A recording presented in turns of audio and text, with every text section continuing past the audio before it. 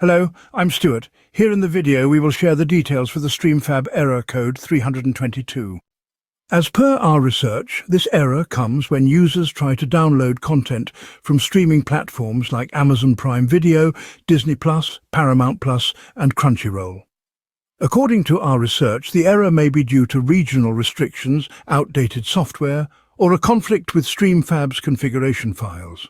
To troubleshoot the error, our first recommendation is to restart your device and check if StreamFab needs an update. If there are any pending updates, install them and check for the error again. If the error persists and you are facing the issue with Amazon Prime Video, try switching the region settings, then restart the app and check if the error still comes. If you're still getting the error, try uninstalling StreamFab completely, including all configuration data, then restart your device and reinstall the latest version of StreamFab. Once done, check if the error persists.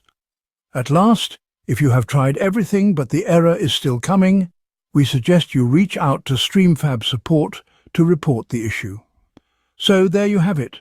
To troubleshoot the error, restart your device, update StreamFab, switch the region settings for Prime Video, reinstall the app completely, and if nothing works, contact StreamFab support. Thanks for watching.